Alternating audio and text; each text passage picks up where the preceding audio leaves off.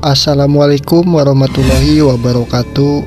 Kembali lagi di channel Mystical Story bersama saya Yoga Jailani.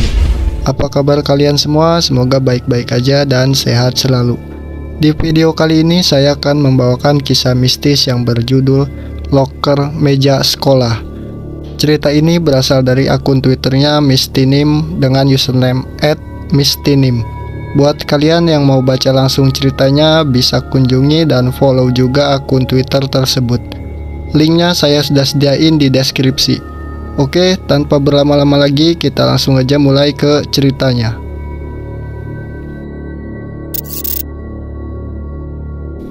Pagi hari, seperti biasa, ku dengar suara gaduh kelasku.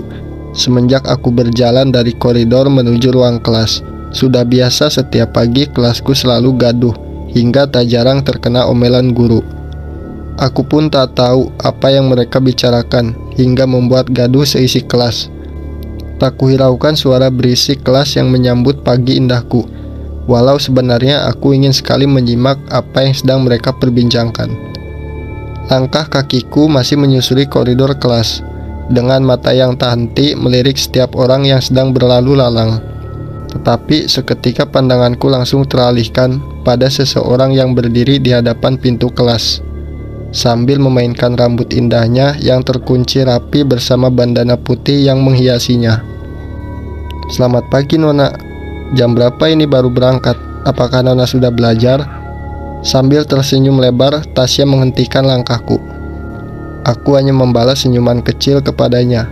Tak heran dia menyapa seperti itu, sebab aku selalu berangkat hampir mendekati bel masuk. Aku hanya menggelengkan kepala sambil melihat ke arah jam tangan. Seketika aku teringat akan sesuatu. Hari ini ulangan kimia?" Tanyaku dengan mata melotot karena aku baru tersadar bahwa hari ini adalah jadwal kami ulangan harian. "Kan, sudah kuduga anak ini lupa. Ayo cepat masuk, 5 menit lagi bel bunyi," ucap Tasya sambil menarik-narik tanganku. Aku masih melongo, pikiranku seketika buyar. Bagaimana tidak, aku sama sekali belum belajar sejak semalam. Saat ini hanya terbayang wajah garang Pak Romi dengan tatapan matanya yang tajam, seperti orang yang sedang mengintimidasi ketika ia tidak senang dengan muridnya. "Aduh, kenapa kamu gak ngingetin sih?" Aku menggerutu sambil melempar tas merah mudaku ke atas bangku. Sementara itu, Tasya hanya menatapku sambil menggelengkan kepalanya berkali-kali. "Coba cek WhatsApp dulu Nona, sejak jam 8 malam sudah aku ingatkan loh," jawab Tasya dengan suara halusnya. Aku sudah hafal betul sikapnya yang seperti itu sebenarnya menahan rasa jengkel kepadaku. "Sorry Sya, aku ketiduran semalam. Duh, terus gimana nih? Aku belum belajar sama sekali loh. Bisa-bisa kena marah Pak Romi kalau gini." Suara yang terdengar nyaring itu berbunyi, menggema ke seluruh koridor kelas, bersamaan dengan langkah kaki seorang lelaki gagah yang sedang menenteng kertas putih sambil memasuki ruangan kelas kami. Itu Pak Romi, seorang guru mapel kimia yang terkenal killer di sekolahku. Bahkan semua murid di sini takut kepadanya, terlebih karena ada gosip miring tentangnya. Kalau kalian bertanya dari mana aku mengetahuinya, tentu saja karena aku menguping setiap pembicaraan anak-anak kelas ketika gaduh. "Selamat pagi anak-anak," sapa Pak Romi kepada kami. "Selamat pagi Pak." Pagi ini kelas dibuka dengan suasana tegang. Bagaimana tidak, semua pasti sudah mengetahui kalau hari ini diadakan ulangan harian. Padahal aku yakin mereka sudah belajar, tapi tetap saja suasananya menjadi tegang karena tatapan mata Pak Romi yang tak pernah lepas dari kami. "Baik, hari ini siapa yang tidak masuk?" tanya Pak Romi sambil melihat ke arah buku absen. "Dian Pak," jawab salah satu temanku. Kami sontak menoleh ke arahnya. Kelas yang sedari tadi hening seketika kembali gaduh karena terkejut oleh jawaban itu. Dalam pikiranku, aku bertanya bagaimana bisa Dian seberani itu tidak masuk hari ini. Padahal kami tahu Pak Romi tidak segan memberi nilai 0 kepada murid yang tidak masuk di jam pelajarannya. Mengerikan bukan? "Ya sudah, biar dia susulan saja." Kami semakin terkejut ketika mendengar ucapan Pak Romi. Tidak seperti biasanya, ia memberikan toleransi kepada siswa yang tidak mengikuti jam pelajarannya. Hal tersebut seketika membangun pandangan negatif kami kepada Pak Romi dan juga Dian. Gosip miring tentang Pak Romi semakin meruak, terlebih karena sikapnya yang aneh kepada Dian akhir-akhir ini. Begitu juga Dian, salah satu siswa berprestasi di kelasku ini, juga kerap kali tidak mengikuti jam pelajaran guru lain, hingga kami bertanya-tanya apa yang terjadi dengannya. Namun, tak ada jawaban pasti yang kami terima tentang keadaan Dian. Sekalipun mencari informasi sejauh mungkin, bahkan orang tuanya sendiri tak memberi alasan tentang keadaan Dian, yang membuat kami semakin sulit mencari informasi tentangnya. "Kamu tahu gosip tentang Dian?" bisik Tasya kepadaku. "Gosip apaan?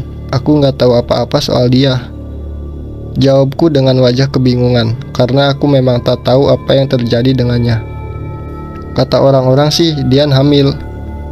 Aku sontak terkejut mendengar hal itu, namun segera kualihkan pikiranku tentang gosip miring itu. Bagaimana mungkin Dian begitu? Yang ku tahu selama ini ia adalah anak yang baik di kelas. "Mulut dijaga ya, Dian anak baik-baik kok, mungkin emang lagi sakit aja. Lagian dari mana sih dapat gosip begituan?" tanyaku. "Emang kamu gak curiga sama Pak Romi?" "Maksudnya apa?" "Ntar aja aku ceritain. Kalau nggak percaya, gua bawa lo ke meja Dian biar ngeliat langsung." Deg, pikiranku semakin kacau. Jantungku berdegup kencang karena terkejut dengan ucapan Tasya. Aku benar tak mengerti apa yang sedang ia bicarakan tentang Dian dan juga Pak Romi. Namun, segera kualihkan seluruh pikiran burukku tentangnya, karena aku yakin tidak akan terjadi hal buruk dengan Dian, sekalipun itu berhubungan dengan Pak Romi. Saat ini suasana kelas kembali tegang. Bahkan kini yang terdengar hanya suara berisik kertas dan juga langkah kaki Pak Romi yang tak henti mengitari tiap barisan kursi kami. Sesekali ku coba menengok ke kanan dan ke kiri, mencoba memberikan kode kepada temanku. Namun tak ada satupun yang menyadari hal itu, padahal aku berharap seseorang dapat membantuku kali ini. "Sya, aku nggak ngerti ini gimana ya?" bisikku kepada Tasya. Ia hanya melirik sambil memberikan kertas ulangannya kepadaku. Tanpa berlama-lama, segera aku salin seluruh jawaban Tasya yang sudah penuh akan coretan tinta hitam. "Tasya, keluar dari ruangan sekarang," seru Pak Romi kemudian mengejutkan seisi ruangan. Aku pun langsung melempar wajah ke arah Tasya yang sudah panik sambil melirik ke arahku. "Gimana nih?" bisikku kepada Tasya dengan gemetar karena panik bukan main. "Duh, ayo aku temenin bilang ke Pak Romi," balas Tasya. Ia pun gemetar hebat dengan wajahnya yang memerah karena malu. "Saya minta Tasya yang keluar, bukan kamu," tegur Pak Romi kepada kami, manakala melihat aku juga berdiri menemani Tasya menghadap ke arahnya. Sambil gemetar aku menggenggam erat tangan Tasya yang terasa dingin. Sementara itu seisi kelas melirik ke arah kami seperti sebuah tontonan menarik pagi ini. "Udah gak apa-apa, semoga aja gak kena hukum," ucap Tasya yang mencoba menenangkan aku. Padahal sebenarnya aku pun tahu ia sedang ketakutan juga, terlihat dari raut wajahnya. Aku kembali duduk, sedangkan Tasya sudah berjalan menghampiri Pak Romi ke arah meja guru. Jantungku semakin berdegup kencang karena merasa bersalah kepadanya. Sementara itu pikiranku terus bertanya-tanya, mengapa bukan aku yang dihukum? Hal itu pun semakin membenarkan pikiran negatifku terhadap Pak Romi. Begitu juga kekhawatiranku terhadap Tasya. Aku tak ingin terjadi hal buruk seperti gosip yang menimpa Dian saat ini. 1 jam sudah berlalu, bahkan kertas ulanganku masih jarang tercoret tinta hitam. Tak kuhiraukan hal itu karena kini isi kepalaku penuh tentang Tasya dan juga Dian. Sesekali ku dapati pula Pak Romi sedang menatapku dengan tatapan aneh. Raut wajahnya seperti orang yang sedang menyembunyikan sesuatu, entah itu benar atau tidak, namun firasatku mengatakan demikian. Waktu habis, silakan lembar jawab dan juga soal dikumpulkan ke meja depan tanpa suara. Suasana kelas masih terasa tegang, walau bel istirahat sudah berbunyi. Saat ini hanya tersisa suara berisi kertas dan juga bangku yang berderit terkena lantai. Kupandangi teman-temanku yang masih sibuk mengumpulkan lembar ulangan. Namun tak berselang lama pandanganku teralihkan kepada salah satu temanku. Dari bangku paling belakang, ia berdiri lalu berjalan menghampiri meja Dian yang sudah beberapa hari ini kosong karena ia tidak masuk. Kulihat gerak-gerik aneh Reno seperti sedang mencari sesuatu di loker meja Dian. Itu kertas. Kertas apa yang dia ambil? Tanyaku dalam hati. Manakala aku mengetahui apa yang Reno ambil dari loker meja Dian. Melihat hal itu, aku segera bangkit dari dudukku dan hendak menghampirinya.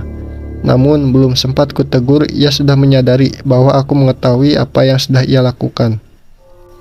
Terima kasih anak-anak untuk hari ini. Bapak akhiri sekian dan selamat beristirahat. Pak Romi memberikan salam terakhir kepada kami, lalu berjalan keluar sambil menenteng lembar kertas putih yang ia genggam di tangannya. Anehnya tatapan matanya kini mengarah kepadaku, seperti hendak memberi isyarat akan sesuatu. Aku yang biasanya tak peduli akan hal itu, kali ini tatapannya benar menyita perhatianku. Tanpa kusadari, rupanya memang benar, dari tadi ia memperhatikanku. Ingin rasanya aku menyusul langkah Pak Romi yang sudah keluar dari ruangan kelas, bukan tanpa tujuan, melainkan sekaligus untuk menghampiri Tasya yang entah kemana ia pergi. Tapi di sisi lain, aku ingin sekali memastikan apa yang sudah Reno ambil dari loker meja Dian dari tadi. Aku tak kunjung memutuskan keinginanku, malah hanya diam sambil melamun di tempat dudukku. Tak berselang lama, seseorang masuk lalu menghampiriku dengan wajah yang terlihat gelisah. Tasya, tadi kamu kemana? Seketika aku bangkit dari dudukku, manakala melihat Tasya kembali dengan mata yang tampak berkaca-kaca. Kekhawatiranku seketika memuncak, aku tak mengerti apa yang sudah terjadi padanya. Sementara itu, ia hanya menggelengkan kepala berkali-kali sambil menunduk karena tak berani menatap mataku. Hei Sya, bilang aja kamu kenapa? Aku nggak apa-apa kok, jawab Tasya yang terlihat ketakutan di hadapanku. Seluruh tubuhnya gemetar, bahkan ketika aku genggam tangannya benar-benar terasa dingin. Duduk dulu Sya, nih minum, tenangin diri dulu ya. Ucapku mencoba menenangkan Tasya yang terlihat semakin ketakutan, sembari mengelus punggungnya. Ngelihat apa Sya? Tiba-tiba dari balik punggung kami terdengar suara Reno yang bertanya kepada Tasya. Aku pun langsung menoleh ke arahnya, sedikit terkejut melihat ia menghampiri bangku kami. Padahal aku tahu ia adalah anak yang pendiam dan jarang bersosialisasi di kelas. Bahkan anak-anak kelas pun tidak ingin dekat dengannya karena kabar yang beredar bahwa Reno seorang indigo. Entah mengapa teman-temanku percaya akan hal itu. Tapi mungkin juga karena sering didapati ia tertawa bahkan berbicara sendiri dimanapun itu. Tasya masih terdiam. Bahkan pertanyaan dari Reno saja tak dijawabnya. Aku pun semakin kebingungan dengan keadaannya. Terlebih saat ini mulai banyak orang yang mendekat ke arah kami sambil menanyakan apa yang terjadi dengan Tasya. Sementara itu aku melihat Reno mulai duduk di hadapanku sambil mengulurkan tangannya ke arah Tasya. Aku izin genggam tangan kamu ya Sya, ucap Reno yang kini mulai menggenggam kedua tangan Tasya. Entah apa yang akan ia lakukan kepadanya kali ini. Aku hanya memperhatikan ia mulai menutup mata sambil bergumam. Tapi aku tak tahu apa yang ia ucapkan kepada Tasya. Aku menduga bahwa Reno sedang berusaha membuat Tasya berinteraksi dengannya. Reno masih menggenggam tangan Tasya semakin erat, yang membuat tubuhnya seketika bergetar hebat, hingga membuat bangkunya pun ikut bergetar. Aku yang ada di sampingnya seketika dibuat panik. Sambil beranjak dari dudukku, aku mencoba menghentikan Reno yang sedari tadi masih memejamkan mata sambil bergumam di hadapan Tasya. Reno, stop. Ren, apa yang kamu lakuin sama Tasya?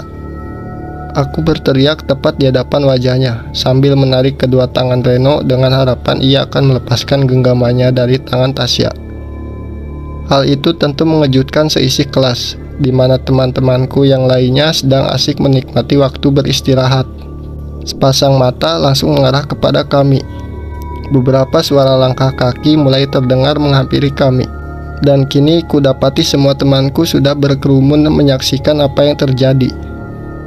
Di tengah kebingunganku, tak ada satupun yang hendak membantu. Bahkan aku seperti orang gila yang sibuk berteriak sambil menarik-narik tangan kedua temanku, Reno dan Tasya. "Hei, kalian kesini untuk menonton saja?" bentak aku kepada semua orang yang sedang mengerumuni kami. Kutatap satu persatu wajah mereka, tak ada yang berkutik mendengar ucapanku. Aku begitu muak dengan hal itu, sedangkan Tasya kini semakin menjadi seperti orang yang tengah kerasukan. Berteriak, menangis, dan terkadang tertawa sendiri. Hal itu membuat beberapa temanku yang berkerumun seketika menghindar. "Apa nggak ada inisiatif? Cepat panggil guru kemari." Aku sudah lelah. Energiku seperti habis terkuras berada di antara Reno dan Tasya. Rasanya ingin menangis sejadinya melihat Tasya mulai memberontak, bahkan mulai menyakar bahuku manakala aku berusaha menenangkannya. Sementara itu, Reno masih bergeming di hadapan Tasya sambil terus menggenggam kuat tangannya. Walau sekuat tenaga Tasya memberontak, tapi hal itu tak dapat menggoyahkan Reno sedikit pun. "Ren, udah Ren, aku mohon udah, kasihan Tasya Ren." Sekuat tenaga aku menggoyahkan tubuh Reno, namun percuma. Aku sama sekali tak bisa menghentikan perbuatan Reno. Brak! Dari arah depan ku dengar suara pintu kelas dibanting dengan kencang. Begitu pula suara derap langkah yang mulai mendekat ke arah kami. "Apa yang kalian lakukan di sini?" tanya seorang lelaki gagah mengenakan kopiah yang sedang menghampiri kami dengan raut wajahnya yang resah. "Maaf Pak, saya tidak tahu kenapa jadi seperti ini. Tolong bantu saya Pak," ucapku kepada lelaki tersebut yang tak lain adalah Pak Ilham, guru agama Islam di sekolah ini. "Kalian semua minggir dulu, belikan air minum kemasan lalu bawa kemari," perintah Pak Ilham kepada kami. Mendengar perintah, seketika kami berhampuran ke seluruh penjuru ruangan. Ada yang menunduk di balik kursi, ada yang memperhatikan dari pojok kelas, dan ada pula yang sudah sedia berdiri di hadapan pintu kelas. Namun aku sama sekali tidak berkutik. Sambil terus menggenggam kedua pundak Tasya, kuperhatikan gelagat Pak Ilham yang mulai mengambil tasbih dari saku celananya sambil membaca basmalah. Dengan sigap Pak Ilham segera menempelkan tangan kirinya tepat di jidat Tasya yang semakin memberontak, bahkan meraung sejadi-jadinya, hingga membuat beberapa anak dari kelas lain pun ikut menyaksikan hal tersebut melalui jendela kelas kami. "Biadab, tidak ada yang mengerti apa yang sudah terjadi." Aku terkejut mendengar ucapan itu keluar dari mulut Tasya yang membuatku sontak menjauh beberapa langkah darinya. Aku sangat ketakutan kali ini melihat wajah Tasya yang sudah pucat dengan urat wajahnya yang semakin menonjol. Bahkan rambut indahnya yang terkuci rapi sudah berantakan hingga mengubah dirinya menjadi seorang yang berbeda kali ini. Aku tak tahu harus berbuat apa. Bahkan usahaku pun tak ada gunanya. Kini aku hanya bisa menangis melihat apa yang ada di hadapanku kali ini. Kejadian yang tak pernah terbayangkan olehku. Dengan sisa tenagaku, aku mencoba lagi mendekat ke arah Reno yang masih memejamkan mata. Kutepuk pundak yang terasa dingin sambil melihat genggaman tangan Reno yang semakin erat hingga kukunya menggores kulit Tasya yang mulai terlihat memerah. Di saat Pak Ilham sedang sibuk mengobati Tasya, aku mencoba melepas jari Reno satu persatu agar terlepas. Entah mengapa rasanya begitu sulit melepas genggaman tangannya, yang membuat aku merasa aneh dengannya. Aku khawatir jika niat Reno ternyata membahayakan nyawa Tasya. Buktinya saja hingga membuatnya kerasukan seperti itu. Sudah ada 4 jari kanannya yang berhasil aku lepaskan. Namun di saat hendak melepas jari kelima, aku dibuat sangat terkejut olehnya. Brak! Kedua kaki Reno menendang kursi dengan amat keras hingga membuat seisi kelas ketakutan, bahkan berhamburan keluar. Tiba-tiba saja ia mendongak ke arah langit-langit dengan mata yang seluruh putih melotot sambil tersenyum menyeringai. Melihat hal itu sontak membuat aku dan Pak Ilham semakin panik. Seketika bacaan ayat dari Pak Ilham berhenti dengan kelas yang menjadi sangat hening. Suara dari Tasya pun tak lagi terdengar. Kini ia hanya menunduk dengan matanya yang terpejam. "Apa yang sebenarnya terjadi?" tanya Pak Ilham kepadaku. Raut wajahnya sudah terlihat kewalahan dengan keringat yang tak henti menetes mengenai wajahnya. Tasya begini sejak disuruh keluar dari kelas saat ulangan kimia, Pak. Maksud kamu dia keluar atas perintah Pak Romi? Benar, Pak. Jangan sampai yang dulu terjadi lagi, Pak Ilham bergumam sambil membuka botol air mineral yang ada di hadapannya. Entah mengapa aku ingin sekali mengetahui tentang apa yang diucapkan Pak Ilham. Kejadian apa yang sudah terjadi di kala itu sampai-sampai membuat ia takut terulang kembali. Namun aku urungkan niatku untuk bertanya mengenai hal itu, sebab aku tak ingin membuat keadaan ini semakin kacau saat ini. Hanya berharap Tasya segera membaik setelahnya. Kulihat Reno masih dengan posisi yang sama. Setelah Pak Ilham mengusapkan air itu kepada Tasya, kini giliran Reno. Sambil mengucap basmalah, ia mengusapkan air tersebut pada wajah Reno yang seketika membuat Reno terjatuh dari duduknya hingga menghantam meja yang ada di balik badannya karena tak sadarkan diri. Brak! Begitu keras, hal itu membuatku kembali panik seperti orang yang tengah histeris. Sambil berlari keluar kelas, aku berteriak meminta bantuan kepada siapapun anak yang ada di koridor kelas. Mereka pingsan, tolong angkat mereka ke UKS. Dengan sigap beberapa temanku masuk ke dalam kelas, saling bahu-membahu mengangkat keduanya untuk dibawa ke UKS. Bapak pesan ke kamu, jangan cari tahu apapun tentang Pak Romi.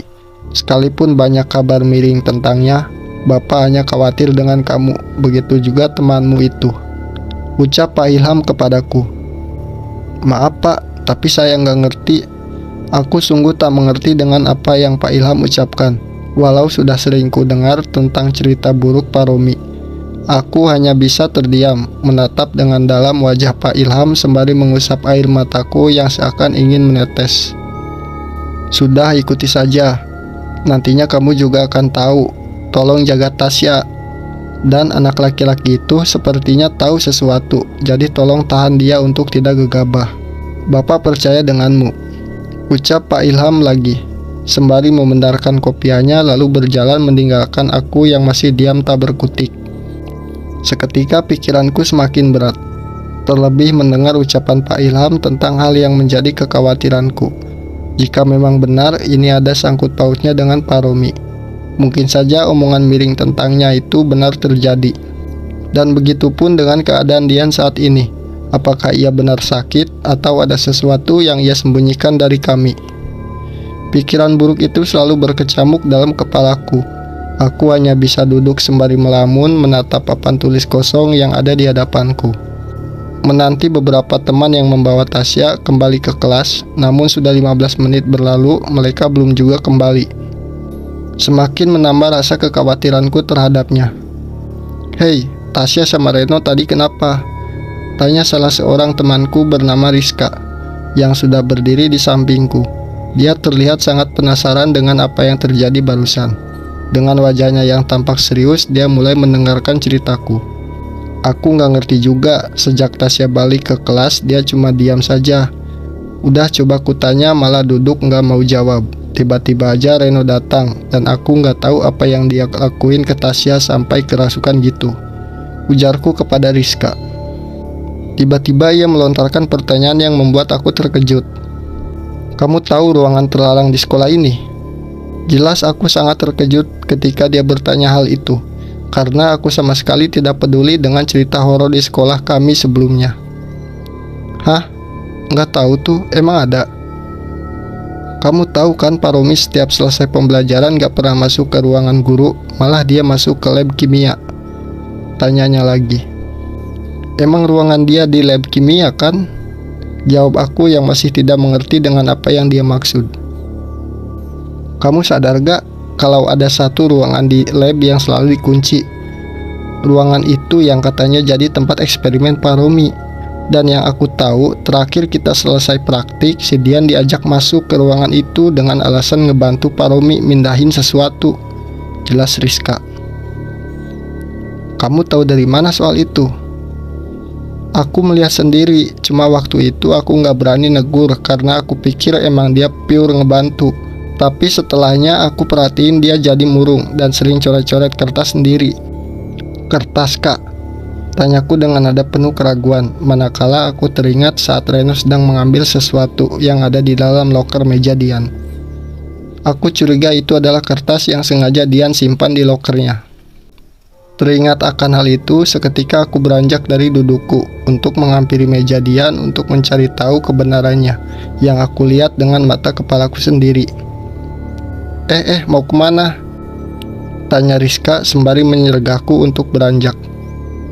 Tak kuhiraukan pertanyaan Rizka. Kini aku sudah berdiri di hadapan meja Dian.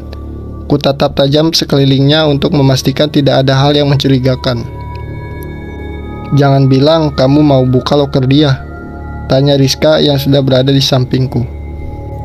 Kamu tahu sesuatu? Aku kembali bertanya kepadanya untuk meyakinkan yang aku lakukan. Buka aja. Drak. Loker meja itu terbuka dengan penampakan yang begitu mengerikan. Hah? Apaan itu? Rizka sangat terkejut menatap apa yang ada di dalam loker itu. Begitu juga aku. Bau busuk menyeruak dari loker itu membuat kami tak bisa menahan rasa mual. Kertas-kertas berserakan memenuhi seisi loker tersebut. Aku tak tahu apa yang membuat benda itu mengeluarkan bau yang begitu busuk. Namun setelah membuka beberapa lembar kertas itu, kutemukan bercak darah yang menodai kertas putih berisikan coretan tinta hitam, beserta satu bungkusan kecil yang dibalut dengan plastik hitam. Rizka, ini apaan kak? Tanganku bergetar hebat sembari menggenggam benda yang terbungkus plastik hitam itu. Huk. Buang, bau busuk banget. Seketika Rizka histeris di hadapanku ketika aku memperlihatkan sesuatu yang aku genggam. Sebenarnya aku juga tak tahan dengan bau busuk yang menusuk hidung. Apalagi Rizka sudah terlihat tidak bisa menahan rasa mualnya. Tapi bukan ku buang, benda itu kembali kuletakkan di dalam loker. Lalu kututup rapat loker itu hingga tak ada bau busuk yang keluar lagi. Kenapa kamu taruh lagi sih? Kan lebih baik dibuang. Lagian itu apa sih? Serem banget dia nyimpen sesuatu sampai busuk gitu. Rizka menggerutu di hadapanku, tapi apa yang dia pikirkan jauh berbeda denganku. Aku berpikir bahwa itu bisa menjadi bukti tentang apa yang terjadi dengan Dian dan juga Pak Romi. Bukan hak aku untuk ambil sesuatu itu dari lokernya. Biar di situ aja. Apa yang kamu pikirin? Ini semua aneh. Pasti karena Pak Romi. Kalaupun benar, diam aja. Cuma kita yang tahu isi dari loker itu, ucapku sembari berjalan meninggalkan Rizka yang tidak bergeming sedikit pun. Harusnya Reno tahu, bisikku dalam hati. Setelah mengetahui beberapa informasi yang aku dapatkan, aku berniat hendak menghampiri Reno untuk menanyakan apa yang dia ketahui. Namun baru beberapa langkah aku keluar dari kejauhan sudah terlihat perawakan Reno yang sedang berjalan ke arahku. Ren. Ia menyadari bahwa aku memanggilnya. Sambil mempercepat langkah segera menghampiriku. Sini ikut aku. Reno menarik tanganku lalu membawaku pergi menjauh dari sekitaran orang yang sedang berlalu lalang di koridor. Kenapa? Di mana Tasya? Tanyaku dengan rasa penuh khawatir akan keadaannya. Tasya pulang dijemput orang tuanya tadi. Keadaan dia lebih buruk daripada aku, jawab Reno sembari menyerka rambut indahnya. Gak usah khawatir, dia cuma kecapean kok. Sini duduk, lanjut Reno. Kami duduk berdua di atas gazebo yang ada di taman sekolah, sembari merasakan hembusan angin yang mengusap kulitku dengan lembut, serta suara kicauan burung seperti menginginkan aku untuk tenang. Namun, itu sama sekali tidak bisa kulakukan sekarang. Sesuatu yang mengganjal tentang apa yang terjadi selalu menggerutu dalam pikiranku. Tadi kamu bikin Tasya jadi kerasukan. Kamu juga aneh, kenapa malah ikutan begitu? Ucapku membuka perbincangan kami siang ini. Aku setengah ketakutan mengatakan hal itu kepadanya, karena aku masih teringat kejadian mengerikan barusan. Kamu juga gak akan percaya kalau aku ceritain. Cerita aja, aku juga ingin tahu sesuatu dari kamu. Ada sesuatu yang gak beres di sini, dan aku berniat ingin menyelesaikan itu. Dan pasti kamu sudah tahu tentang Pak Romi kan, yang dia katanya suka melakukan pelecehan bahkan sampai ngebunuh beberapa siswinya. Deg. Seketika aku memalingkan wajah ke arahnya sambil melotot karena terkejut mendengar hal itu. Serius, aku baru tahu tentang itu. Ya, beberapa sudah tahu, cuma banyak yang gak percaya juga karena sampai sekarang dia masih mengajar di sini. Cuma aku bisa pastikan hal itu. Dan tentang Dian, aku takut dia jadi korban berikutnya. Begitu juga Tasya. Maksudnya apa, Ren? Kamu udah buka loker Dian kan? Kamu nemuin sesuatu yang mencurigakan gak? Pertanyaan Reno seketika membuatku terdiam. Bagaimana bisa ia mengetahui hal itu? Padahal hanya aku dan Rizka yang ada di kelas. Kabar soal aku indigo itu benar. Jangan kaget, lanjutnya. Lalu yang tadi kamu lakuin ke Tasya? Rasa ingin tahuku semakin tinggi. Terlebih ia pasti sudah banyak mengetahui tentang Pak Romi. Sebenarnya setelah dia balik juga udah kerasukan. Aku cuma bantu sosok itu keluar. Dan lagi aku gak mau Tasya jadi seperti Dian. Ini cuma kamu yang tahu kalau sebenarnya Dian itu hamil. Makanya dia gak pernah masuk sekolah. Tapi setelah nanti kehamilannya mencapai 7 bulan, dia bakal balik ke sekolah. Dan yang paling ngerinya itu, Reno tak melanjutkan ucapannya. Ia terlihat tengah memikirkan sesuatu yang mengerikan. Apa, Ren? Bilang aja. Dian itu cuma dijadikan tumbal yang nantinya bakal dibunuh sama Pak Romi dengan tujuan untuk menyelamatin anak dan istri Pak Romi yang juga kena serangan astral. Lanjut Reno. Berarti ucapku terhenti. Selama ini Pak Romi mencari mangsa hanya untuk dijadikan tumbal agar keluarganya selamat dari beberapa benda yang kamu temuin di lokernya. Itu ada satu benda yang busuk baunya. Benda itu yang nantinya ngebawa Dian jadi syarat tumbalnya. Maksud kamu benda yang dibalut plastik hitam itu? Lalu siapa yang menyimpan itu di dalam loker Dian? Siapa lagi kalau bukan Pak Romi? Cuma bukan sembarang orang yang bisa megang benda itu karena bakal berimbas kepada siapapun dan kamu nggak ngebuang benda itu kan? Masih aku simpan, Ren. Kenapa nggak dibuang aja? Kan itu bisa bahayain dia juga. Justru kalau itu dibuang, nyawa Dian nggak bakal selamat. Tapi kenapa? Belum sempat pertanyaanku dijawab oleh Reno, namun bel masuk sudah berbunyi, memaksa kami untuk menutup perbincangan itu siang ini. Menyisakan rasa penasaranku tentang apa yang akan terjadi. Nanti saja aku ceritakan lagi. Sementara benda itu biar aku yang bawa. Takutnya ada orang lain yang bersihin loker itu. Ucap Reno kemudian berjalan meninggalkan aku yang masih terduduk di atas gazebo. Aku hanya mengangguk penuh arti kepadanya. Rupanya benar apa yang Pak Ilham ucapkan tentang Reno. Ia mengetahui sesuatu yang tidak semua orang ketahui tentang Dian dan Pak Romi. Oke, sekian dulu kisah mistis kali ini. Akankah kedua anak tersebut mendapatkan jawaban atas kejadian yang telah menimpa Dian? Tunggu di part selanjutnya. Gimana menurut kalian? Silahkan tulis di kolom komentar. Maaf bila ada kesalahan dalam membawakan alur cerita. Buat kalian yang sudah mampir, saya ucapkan banyak-banyak terima kasih. Tolong bantu like dan subscribe-nya juga. Mungkin cukup sampai di sini dulu. Saya pamit undur diri. Wassalamualaikum warahmatullahi wabarakatuh.